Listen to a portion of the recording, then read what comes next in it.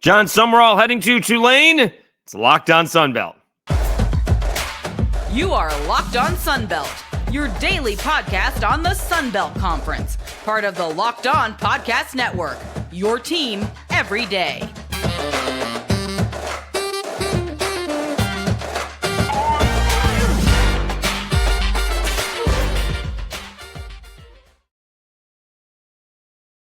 All right, welcome to another edition of Locked On Sunbelt, your team every day. Today's episode brought to you by PrizePicks. Go to prizepicks.com/LockedOnCollege and use code LockedOnCollege for a first deposit match of up to $100.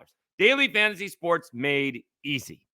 All right, Dave Schultz with another edition of Locked On Sunbelt again. Thank you so much. We are all of a sudden popping a little bit with the subscriptions, almost 60 in 2 weeks. We got a few more days before we hit the 2 weeks marks, and I'm getting encouraged that we may actually find ourselves with 1,000 before the end of the year. All right, we'll talk about the rumors or reports, not rumors, but reports that Jon Sumrall is maybe heading to New Orleans. JMU hires the Holy Cross head coach, Bob Chesney, and Cam Fancher hits the transfer portal from Marshall.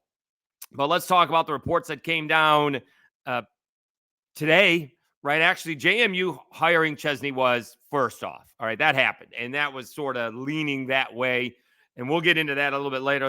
He went through a little bit this time. He was one of the few guys that seemed to interview a couple of different places. Not knowing if Jon Sumrall actually interviewed at Duke. But yesterday I said that I'd be surprised if, or maybe a couple episodes ago, if he even took a Duke, because it's Power 5, but it's tough. I mean, who knows what the ACC is going to be like? I guess we could say the same thing for the AAC. But I'm a little bit surprised that Jon Sumrall is considering Tulane. Is this a Jimmy Sexton play where he's looking for a little bit more money? He got an indoor facility that, because it has to go through all the regulations of the state and, public institutions building it. So maybe it's ready by the end of the season, by the end of next year, but certainly will be in use for the 2025 season. All right. Those things take time. They don't take a lot of time to build, but they do take time. And I'm just surprised. Tulane has been fantastic the last few years. That's for sure. But that's because of Willie Fritz, and not that it's going to fall off because it's Jon Sumrall, but they don't exactly have a long history of traditional football. I saw Maddie Hudak on, kind of saying goodbye to Willie Fritz, saying when she went to school and when the stadium was built, nobody showed up.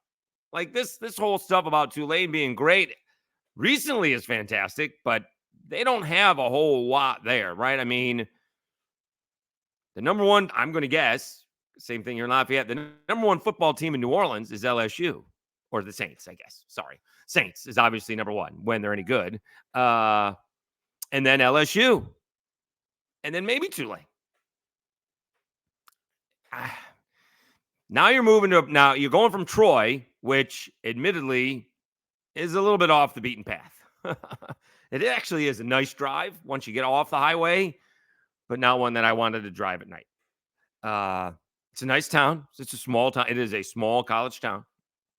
Very small college town. And New Orleans is a city. It may be a small NFL city, smaller NFL market, but now you're in a pro town with the Saints and the Pelicans.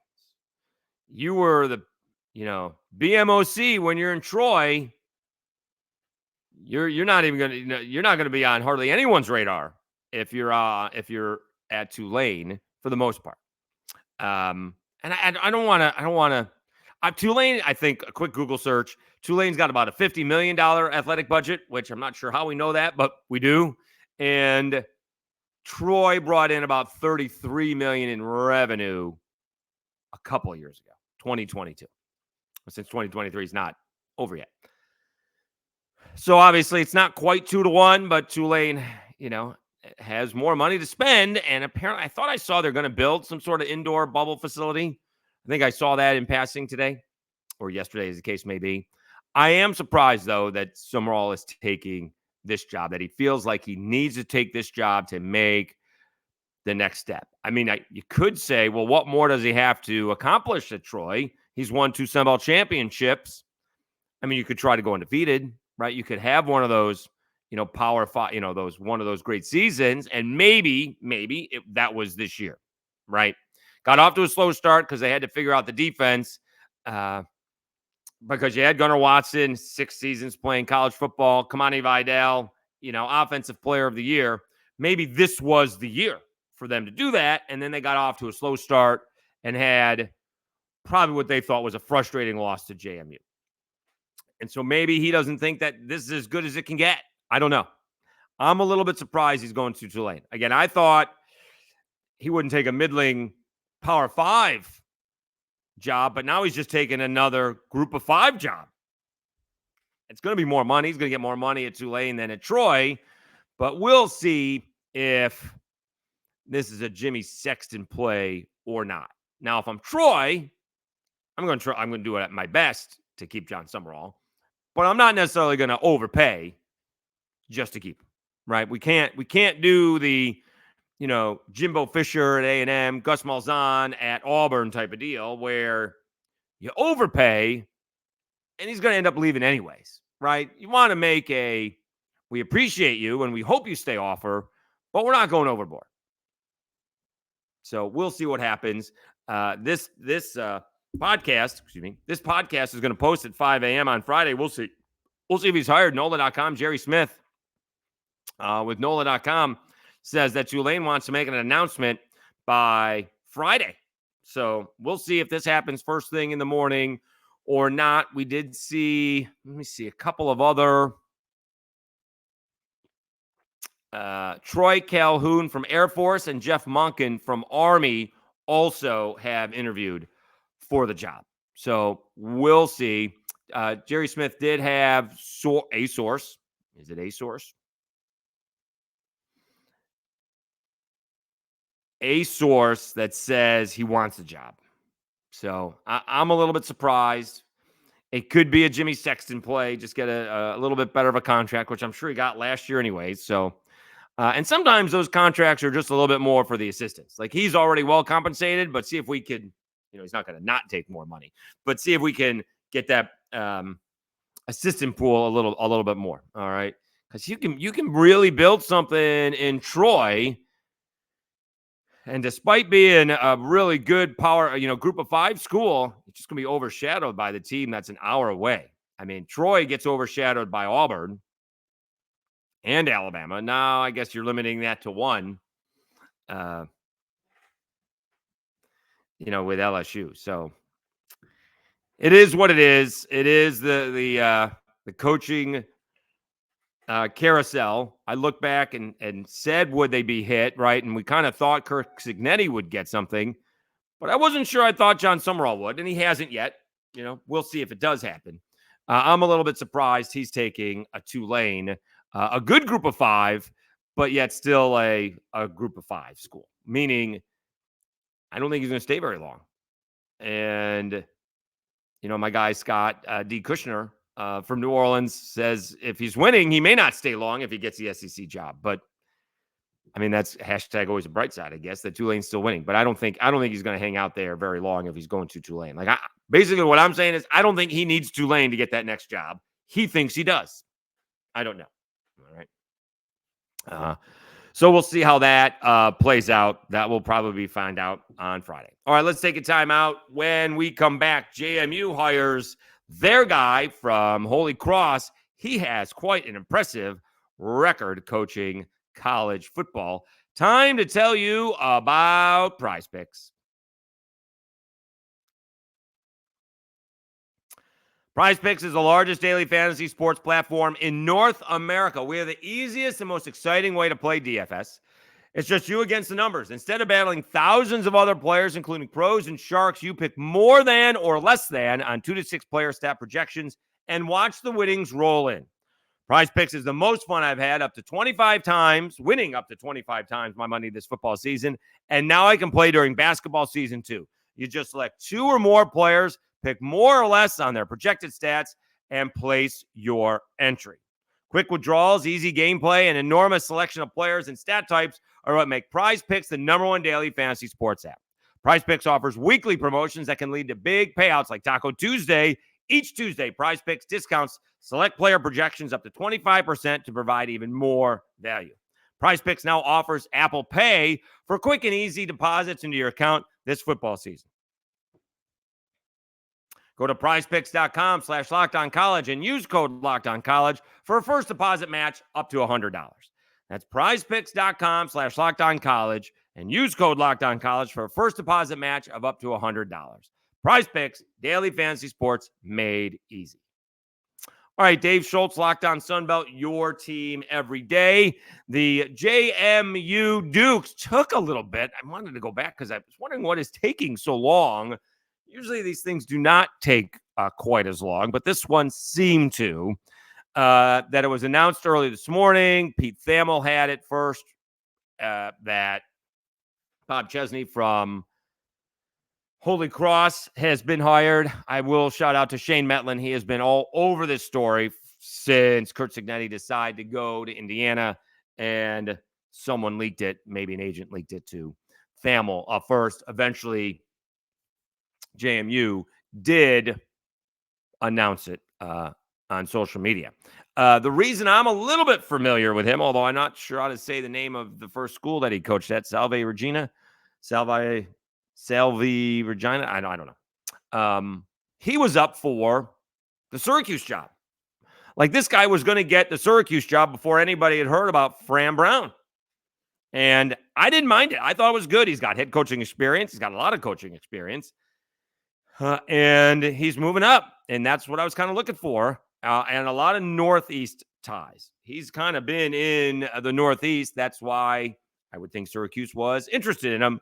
But Syracuse hit a home run with Fran Brown. Not that Chesney's bad. I'm just saying they hit a home run. And so Chesney now ends up at JMU, which isn't quite the leap up to Power 5. But, again, I don't know how to say the Salveregina.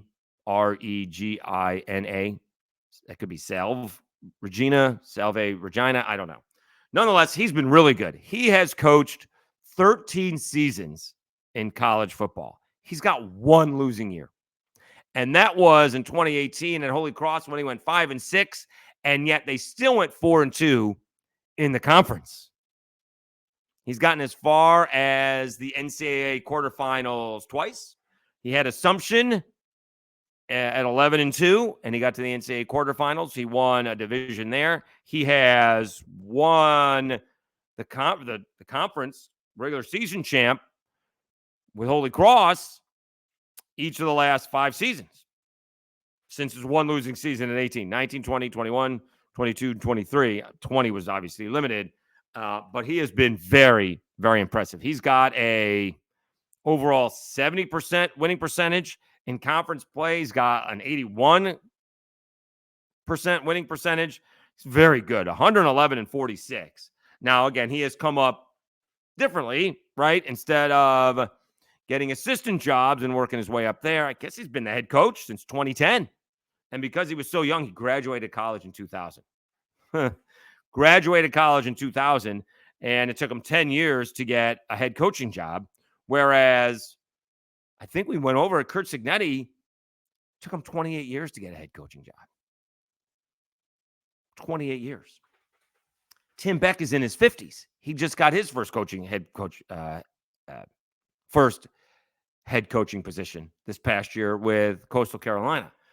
Not Bob Chesney. Bob Chesney is he even 44? Right?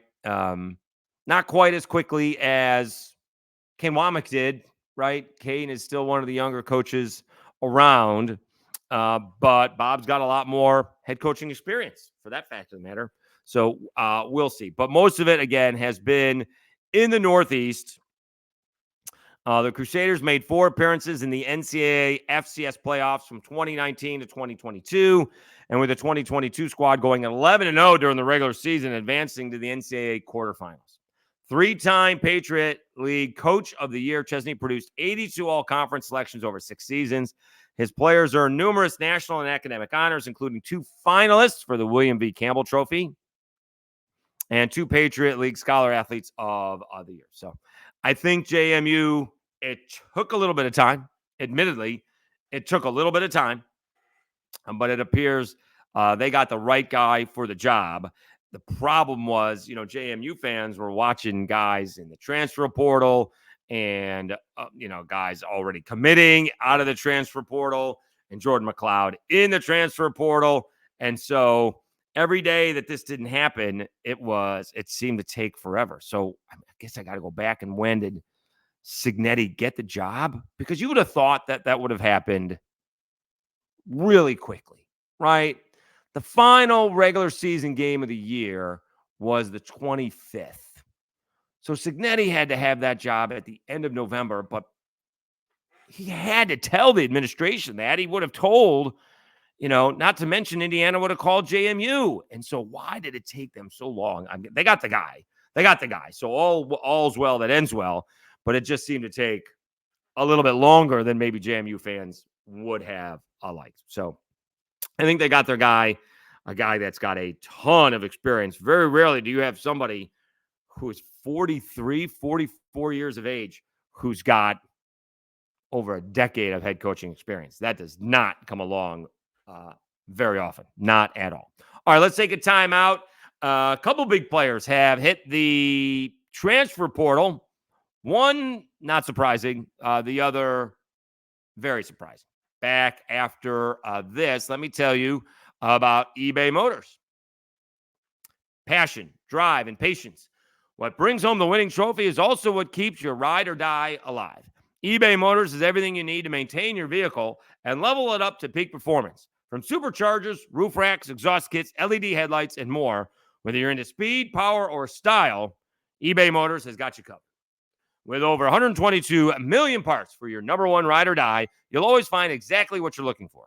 And with eBay Guaranteed Fit, your part is guaranteed to fit your ride every time or your money back.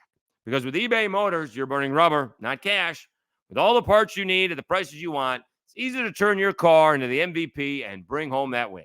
Keep your ride or die alive at ebaymotors.com. Eligible items only. Exclusions apply.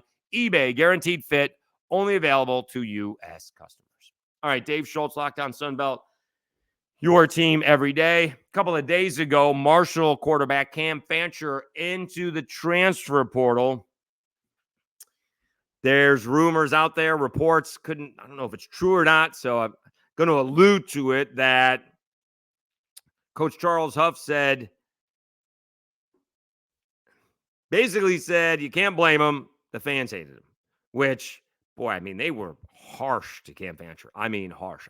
Me personally, except maybe Notre Dame players, I am very careful on what I do on the Twitter or the X, even when it comes to recruiting, right? So one of the issues, to go back to it, Syracuse gets these guys that are, I don't know if they're any good recruits or not, but all I know is that they seem to be going to a bunch of MAC schools, and then Syracuse gets them and they go to Syracuse. And then when you can't, keep up with the Dukes and the Wake Forests and the BCs, Clemson, Miami, and Florida State are one thing, but when you always get tired, in the fourth quarter, it's because, you're playing with a bunch of MAC players.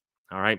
But I don't want to say that on Twitter, because where I may be, taking it out on the coaches, I don't want to take it out on the players. Well, Marshall fans took it out on the players. Whether what Huff said was true or not, or actually happened, family members spoke up, and you can't blame him. So this is he's getting out of Dodge, and he just wants to play college football. I mean, the kid won incessantly, right? He kept on winning, and it's not that they didn't win this year because of Cam Fancher. The defense stunk. Marshall's issue was not offensively; it was defensively. They couldn't stop a runny nose, and it even happened in wins. Oh. It was not his fault, not at all, and the fans took it out on him. So, Cam Fancher is into the portal. We'll see where he ends up. Seems like a great kid, and we wish him the best. It appears it's Cole Pennington's job, but he didn't look all that impressive either. He had a good game against Georgia Southern where he didn't make any mistakes. And then he made a bunch of mistakes against South Alabama. So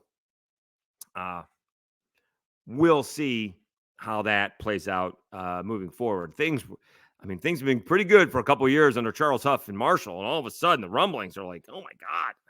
Again, that goes back to the whole idea. Everybody thinks they should be winning championships, right? JMU has a winning championship tradition. Georgia Southern has a winning championship tradition. App State has a winning championship tradition. Marshall has a winning tradition. Everybody can't win at the same time. I mean, it just doesn't happen. All right. It does not happen. And Marshall's still going to a bowl game. I mean, they're going to a bowl game. Is this 4 straight years? 21? 3 straight years. Right? Yeah. I mean, he took them there and played against the Cajuns. And then last year they won. And now this year he's going to a bowl game 3 straight years. Jeez. The one that is a little bit surprising. And so part of the portal, right, is to go to a place you'll be appreciated, but mostly a chance to play. The surprising one, I guess we shouldn't be, is Nate Noel. Kind of feels like he's trying to cash in. And that's part of the deal these days. It feels like he's trying to find an NIL deal. You hope that it's worth it. You hope that he gets paid a little bit or more than a little bit, because if it's a little bit, then maybe the move's not going to be worth it. App State's Nate Noel, if need to be specific. So, because he's the guy, but he's looking to cash in. There's not a lack of Power 5 schools in Carolina that may be interested. So we'll see if he does line up something with some money behind it. The grass may be greener, so to speak, on the other side, but you may not experience quite as much success. Basketball-wise, I've seen some guys. I don't know if it's with NIL. It's just to be a bigger spot. And they don't play nearly as much. So we'll see how it works out football-wise. Certainly Nate Noel is talented enough.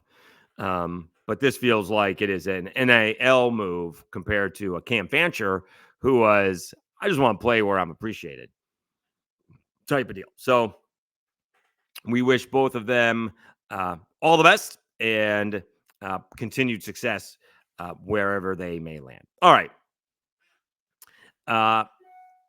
We still are we a little bit away? I want to finish it up quickly because I still haven't quite gotten into the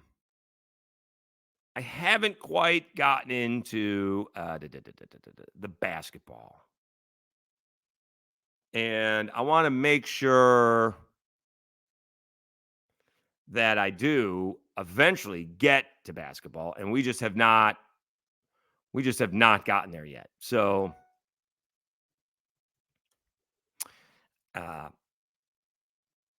we will soon, but I think like the Cajuns have been off for like a week. I don't think they've played very much at all. And so what I wanted to see quickly who is playing this weekend. Next Sunday is going to be a big ball game. Next Sunday, when we come back from the New Orleans Bowl, which is Saturday, and then go to Lake Charles on Sunday, that's what we're going to be looking forward to, at least for me. But I don't think, let's see what we got here. No games. Let's see here. Yeah. So Saturday, where are we? Troy's playing Dayton. Georgia State's playing Mercer. South Alabama just hammered Mercer. Cajuns have a nice ball game at Louisiana Tech. That's a fun ball game.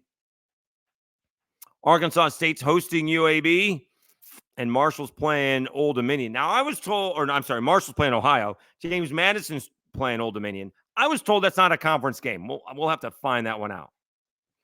Let's see if we got anything good next week. Tennessee is hosting Georgia Southern. All right, that's something. That's a big thing. And Arkansas State's going to Louisville. Oh, my goodness. Oh, boy. All right. I'm not sure how good Arkansas State is. I know Louisville is not that good at all. All right, so we'll eventually get into basketball. But I just have not seen, I guess maybe because the Cajuns have been off, Just haven't seen much hoops this week, though. South Alabama played a day game, morning game, not even a day game, a morning game against Mercer, one of those kids things where they had a lot of kids, but South Alabama hammered the home team. All right, thank you so much for tuning in to Locked On Sunbelt. Again, continue to subscribe. Really appreciate it. Over 860 subscribers. We're going to get very close. We're going to get very close to that 1,000 by the end of the year, and probably next week. I'll tell you, it is important, and we'll discuss it next week. I'll bring it up and talk about it quickly next week, why it is a little bit important. But I do appreciate everybody's support, and continue to subscribe and continue to watch and listen to Locked On Sunbelt, your team every day,